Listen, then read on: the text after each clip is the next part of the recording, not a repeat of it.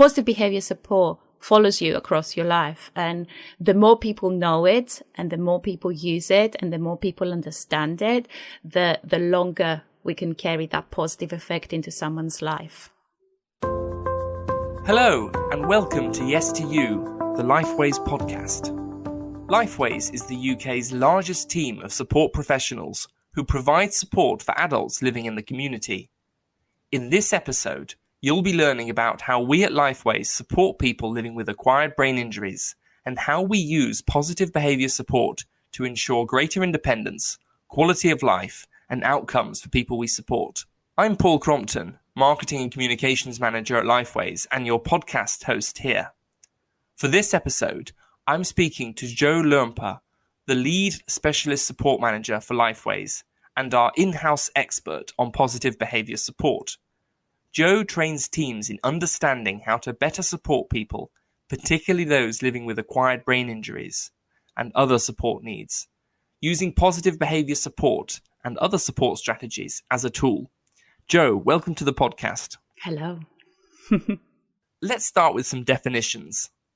What is an acquired brain injury?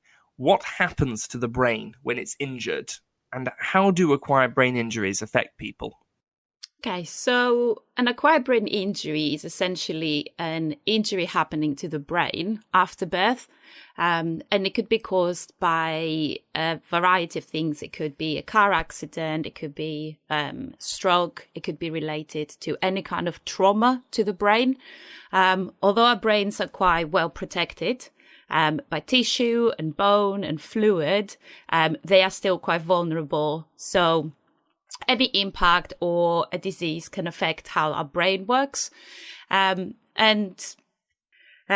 obviously this is also affected by pre-existing conditions before the brain injury. So the age of an individual, any other disorders they may have, including mental health conditions. So any kind of damage to the brain is more than likely going to result in damage to brain tissue. And once you have damage to brain tissue, you start losing cognitive functions. It could be a wide range of effects, essentially, on the individual, from memory to how we process language, vision, personality changes. It's very individual, and it depends on the part of the brain that is also affected.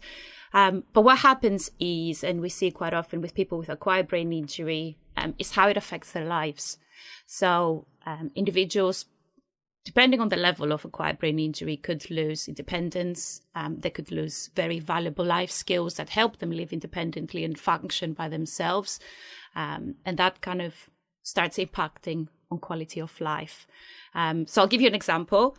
For example, if we have impact to the front of the brain, what we call the frontal lobe, because we like being scientific sometimes, we tend to see changes in personality. Individuals can become quite impulsive and hard to manage their emotions. While if we have damage to the side of the brain, we can have issues with the process of language, understanding and speaking language as well as memory. And you can see how that can impact and change someone's life dramatically. And apart from the injury itself, it's what happens after the brain injury, how life is affected, because then we have other conditions, depression and anxiety and a lot of frustration that can be led and confusion because of the impact of that brain injury. So it's not just the brain injury itself, it's the impact it has on someone's life. Right. And I've met people with acquired brain injuries who sustained those injuries by, for example, falling down the stairs, getting into a car accident, getting into a fight. Do those tend to be some of the most common causes of acquiring a brain injury? They are, and also falls, believe it or not, especially in the kind of more older population where we see that the impact can be quite significant, but it's usually any impact to the brain, car accidents, fights, a fight under alcohol influence as well can have a very dramatic impact on the brain because of the lack of oxygen. What resources are available to support people with an acquired brain injury? Which is to say, do most people or many people with acquired brain injuries live in their own homes, Or are individuals more likely to live in, for example, services for higher levels of needs, such as residential services or nursing-led care homes?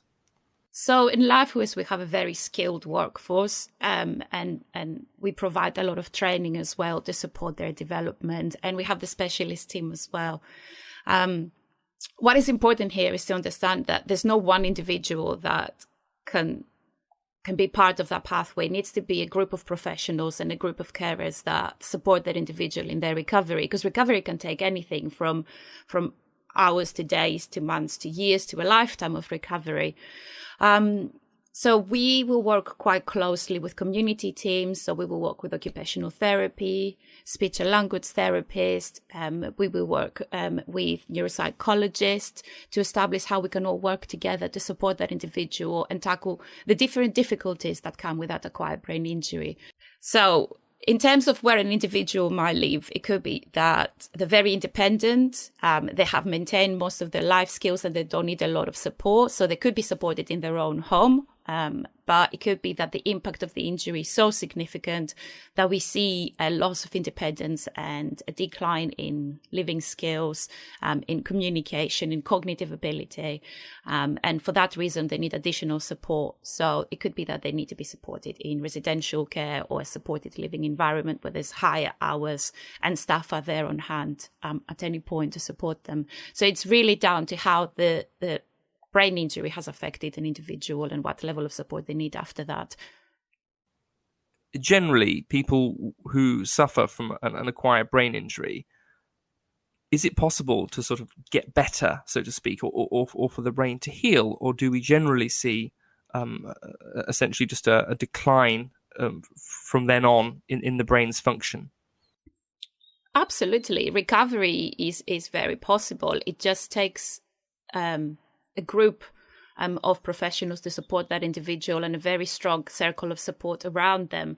The brain is plastic. It has plasticity. You can destroy parts of the brain, but you can use other parts to overcompensate for it. So we could lose skills, and we see individuals after strokes, for example, who lose skills, but we can learn other skills to compensate for it. So absolutely, recovery is possible, and recovery should be promoted as well.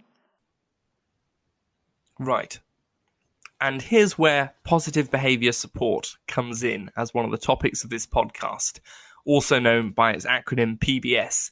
And I understand that positive behaviour support is a key tool that we use, or a toolkit, for supporting people living with acquired brain injuries and other support needs, such as, for example, learning disabilities and autism and mental health needs.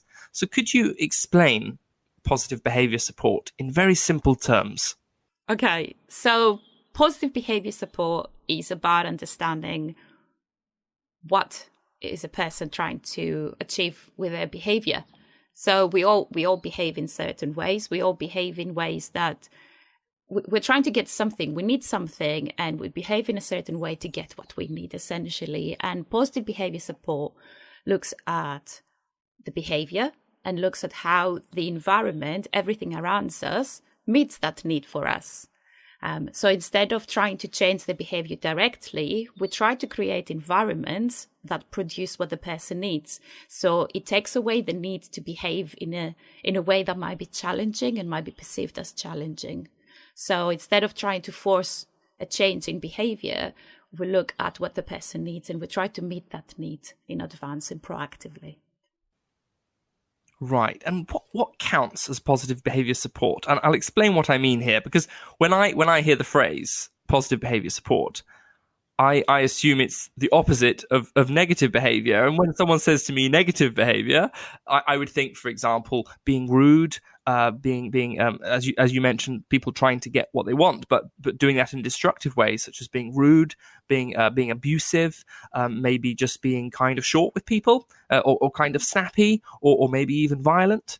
But then I could also say that, from my understanding, negative behaviour could also be, to use a terrible example, but when you walk into a shop and the salesman is really nice, or saleswoman is very nice and maybe smiles at you, maybe flirts with you and kind of manipulates you into doing what they want, even though it all seems very positive. So what's the positive behavior in the positive behavior support? Okay, so it is the opposite of negative, essentially, because traditionally, when we look at the way people with intellectual disabilities or mental health conditions have been treated in institutions, there's been a lot of punishment and consequences, with very minimal effect. We're looking at very degrading approaches, very negative approaches. So we're the opposite of this. Essentially, we're looking at a positive way to approaching behavior. We understand that behavior is serving a purpose.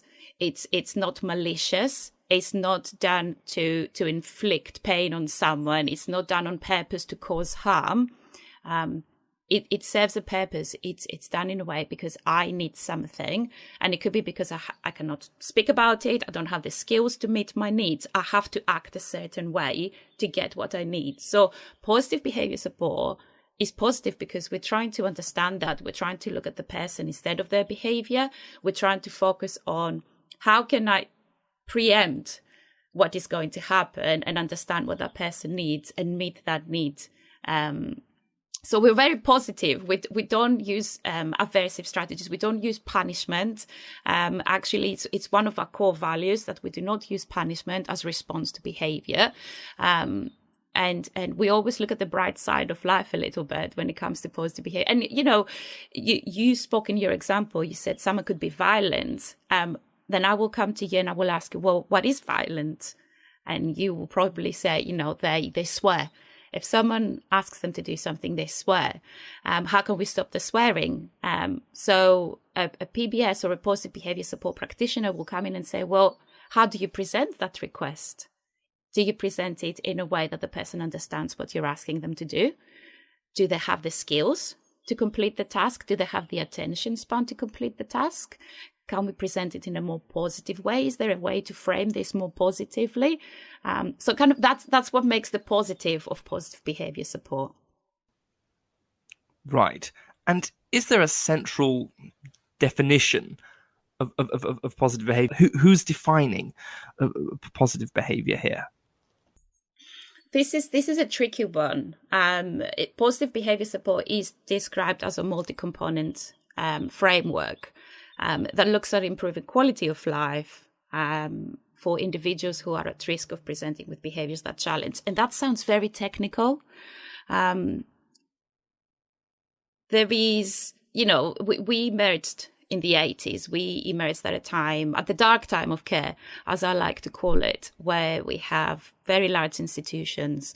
And it was all about moving individuals out of those institutions and back into the community to live fulfilling lives. So the definition is, there's no one definition for PBS. We're a framework. Okay. In other words, there's no necessarily one consensus or one version of the truth of what PBS is? Is that what you mean? There are core values and theory and the ethos of PBS. And, we have the UK SBA who are more focused on behavior analysis. However, PBS does come under kind of that same umbrella. Could you perhaps share some of those core values you mentioned? Yeah, absolutely. So when we look at the core values of PBS, we look at person-centered care. We put the individual in the center. We take their wishes, their choices, their likes and dislikes into consideration. And we always need to be putting them in the center of the choices we make. It's not about creating the care that fits the staff hours or the building or, what others want for the individual. It's about what the individual wants themselves and those that advocates for them. And then we look at kind of more constructional approaches to we call it self-determination. We love being technical. But essentially it's believing that individuals with intellectual disabilities and anyone who can benefit from PBS has the ability to build skills. The reason they're not building skills is because social care sometimes fails them. We're not able to provide our social care the right level of support. There is not enough resource, and that's why these individuals are not developing, they're not progressing, they're not building those skills. But PBS firmly believes that that is achievable with the right support and the right level of care in the right environments. Then we look at always working with stakeholders and with the individual. It's about partnership working. PBS, positive behavior support, does not work in isolation. We need to be working with other individuals. So you will see members of our team will always link in with learning disability nurses, advocates, the family, psychology, psychiatry. We all come together to form these interventions. It's not just a one blanket kind of approach for everyone. And the most important thing for me as well is eliminating aversive or punitive approaches. Punishment, we know, does not work. Punishment is inhumane, it is degrading, and we need to be moving as far away from punishing approaches as possible. And those abusive strategies we see in things like Winterbourne View and still emerging in the news nowadays. So it's very important to remove restrictions as much as possible, and remove those punishing strategies. And these are kind of the core values of PBS. Right. And let's move on to the results, or you might say the fruit of PBS. So in my understanding, you are training other people to other colleagues at Lifeways who are, in a sense, support directly people we support. And you're training those people and those teams in PBS, positive behavior support strategies. And of course, that training then gets utilized, if you like, with the people we support. And then from there on, we get more positive outcomes. Have I understood that correctly? More or less, yeah. So my team has PBS practitioners as well as specialist trainers. So the positive behavior support practitioners are the individuals that will go into the service and they will complete the assessments. They will look at the environment. They will look at understanding the needs of the individual and how we can meet them. They will talk with the staff team. They will analyze information and then put together a very robust plan that addresses that environment and how that can increase quality of life. And then obviously we have the specialist trainers who will offer the PBS training. And what we hope to achieve, and I think we do achieve, is that staff understand that there is more to behavior than just the behavior itself. Staff can stop and mindfully look around them and understand how they are part of the person's environment as well as other things happening around the person. And all these things contribute and create a context to that behavior. And we can change that. We call it antecedent control, essentially changing the things that happen before the behavior and that can trigger or cause the behavior. So what we want staff to do is to look at that and look at what can be triggering or causing behavior and change that. Because what we don't want to do is have people who just react. The behavior happens and we react a certain way and we try and control the behavior, because that will quite often lead to things like restrictions. And it doesn't change the core. You know, if someone is sick, you don't just, put a plaster on it. You look at what's caused the injury, what caused the sickness, and you're trying to change that at the core rather than continuously kind of wiping away the blood and hoping it will heal itself. It's about understanding that we're part of that process. Staff are part of that process. The individual circle of support is part of that process. And that's what we're trying to achieve with our training, that understanding behavior serves a purpose. We need to understand the person's needs and the person's skills and how we can develop those skills. So they do not need to use behavior to get their message across. They can just meet that need themselves, or they have positive ways that are not harmful to themselves or others to meet that need. So could you give us an example of a positive way to meet a need?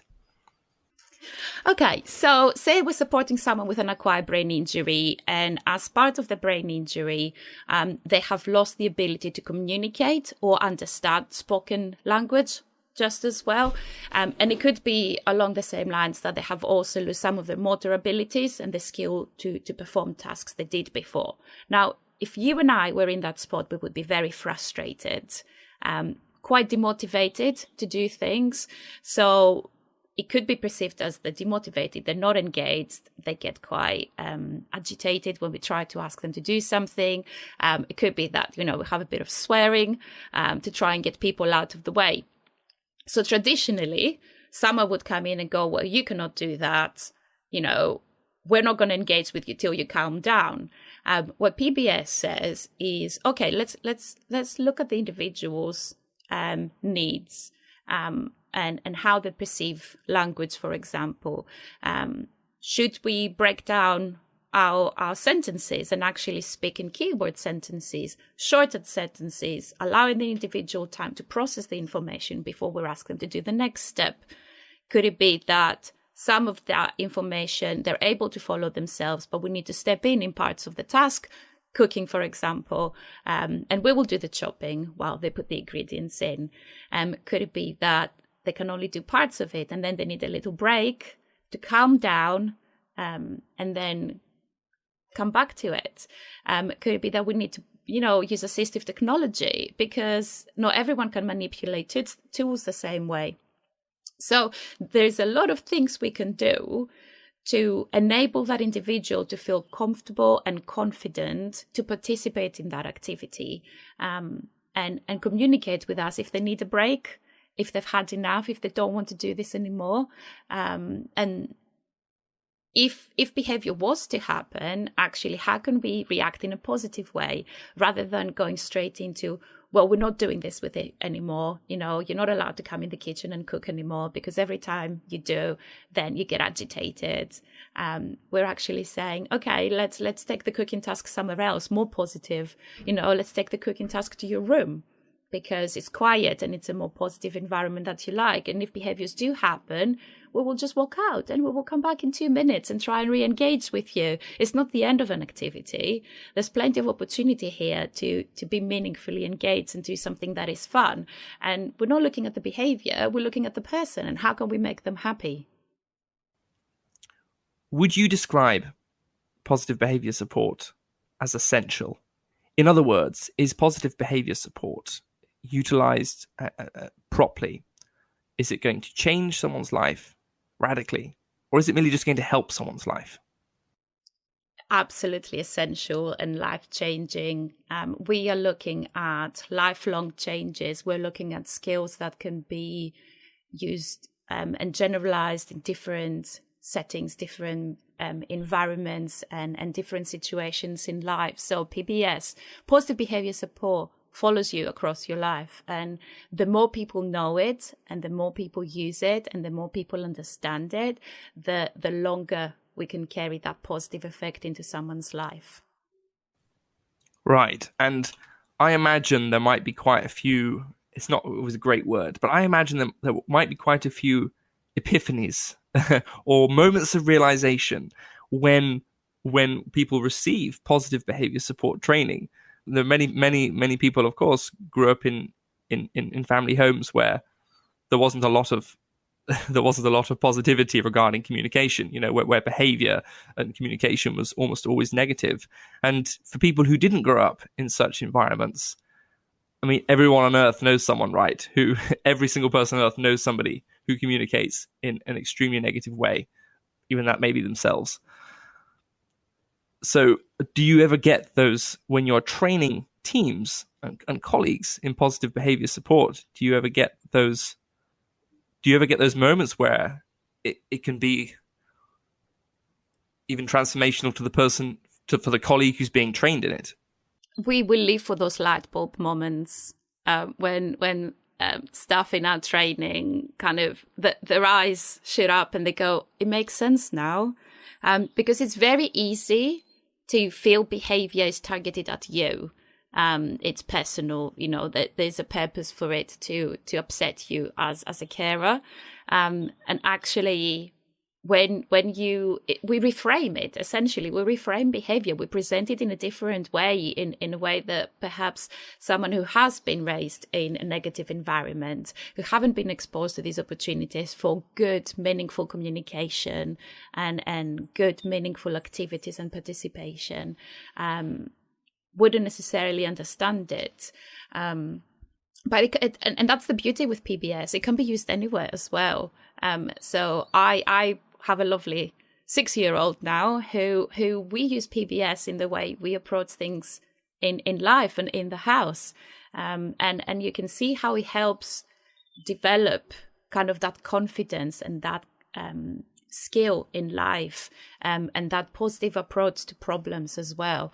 So absolutely, we love those light bulb moments. We love to see stuff going away and then coming back and receiving the feedback that I have tried it and it works and it's great because it has changed the way I work as a person. It's not just a one intervention. I will make a slot in my day to do between 2:30 and 3. It is a change in the culture, a change in the approach and the way we work that makes that difference. Right. And are there ever times where, which begs the question, are there any times when it doesn't work, or when people have come back saying, well, actually, these strategies haven't worked? And if they haven't worked, has it been a case that the strategies were not applied correctly, or are there people with which it's simply not an effective modality? Absolutely. I think it would be a little bit delusional to think that PBS is the only intervention that works and it works 100%. There is not one treatment that works 100% out there. What we see is that sometimes there are biological factors. So it could be health issues that are causing behaviors that challenge. It could be changes in the environment that haven't been shared with us and they haven't been understood, that perhaps we didn't notice at the time of the assessment. But it could also very well be that individuals go away, they try to apply the strategies, but perhaps they don't understand them that well themselves at that point. So a big part of PBS as well is being able to coach and mentor and go out and observe others implementing PBS and being able to bring them back and give them that feedback and then send them out again. So it's not a textbook that I will give to you and then you go away and you try and do it, because it doesn't transfer like that, doesn't translate like that into a service. We have to be actively present and we have to observe it happening in the right environment, in the environment it was designed to be. You can't create a person-specific, environment-specific intervention and not see it applied in that environment and go, does it fit? Do we have what we call goodness of fit here? Are people following the guidelines? Are they following them confidently? And also, if as a practitioner for positive behavior support, I try and implement some strategies, I also need to explain why, because I'm more likely as a staff member to apply certain strategies if I understand the reason behind them. And not just being told you need to go and do A, B, or C. And also, as I said, positive behavior support, it's a multi-component framework. We need support from other professionals. If we're supporting someone, as we said, with an acquired brain injury or a mental health condition, we need to have the appropriate professionals around us to help us. It could be that we need to work alongside psychiatry and make sure, the right medication is in place. We have the good understanding of how mental health can affect a person's progress. Same with acquired brain injury. If we don't understand how that brain injury has affected the brain, then our interventions will not be targeted. So we need to have that multidisciplinary approach as well to make sure we're effective. And positive behavior support is a live thing. We can constantly review our interventions and our plans and all the information that comes in and go back to the drawing board and get feedback from the staff teams as well, the individual themselves and their families. If something doesn't work, let's all sit around the table together and see what we can change and how we can make sure that things work and translate and people are comfortable to go away and practice them without needing constant supervision. Right. So let's talk a little bit more about this multidisciplinary framework. What else is in the framework apart from PBS, positive behavior support? Any profession, really. Any profession. We PBS, for example, PBS, positive behavior support plans. A big part of that is communication and how we communicate. Now, we need a speech and language therapist to come in and advise us and provide those guidelines, and then we can adapt them on how staff should communicate. If we're supporting someone with sensory needs, we need the occupational therapists to come in and say, this is how we need to support their sensory needs. It could be around sound or light. It could be around pressure to the body. We need all those professionals to come in and work together to create those plans. No one profession should work in isolation, in my opinion. We all need to work together, consolidate all our information and guidelines into one plan. We don't want carers to have to follow different plans from different individuals. We want kind of a central location. We can holistically bring all this information together and make it work. So imagine you have the opportunity to tell the entire world just one sentence, one key learning from positive behaviour support. What is that? There is a really good phrase I like to use, that if a flower doesn't bloom, you change the environment. You don't change the flower itself. So if an individual is having difficulties that impact the quality of life and put them and others at risk, look at the environment. Look at changing the environment and making it work for them. Don't try and force them in environments that don't work for them. Right. If a flower doesn't bloom, change its environment. Yes, absolutely. Do not try and change the flower. What do you hope to achieve? And this is the very last question. What do you hope to achieve at Lifeways? What's a broad goal that you have that you keep aiming for? What would you like to see made better? I want every individual in our services, and I think that is achievable if we put the right effort in place, and we do. I want every individual in our services who is at risk of behaviors that challenge and is at risk of a decline in the quality of life to have a staff team in place who understand and apply the values of PBS and positive behaviour support. I want that to be an everyday practice. I want it to be a cultural influence in our services.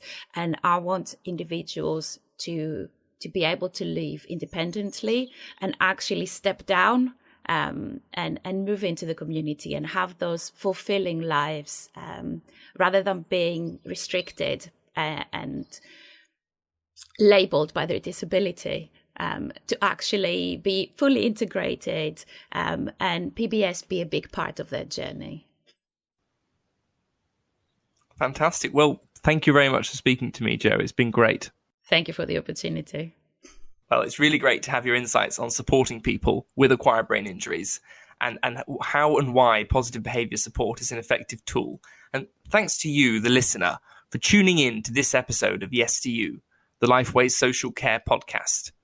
We'll be releasing new episodes all about adult supported and residential living every month. So if you haven't already, please do subscribe to this podcast.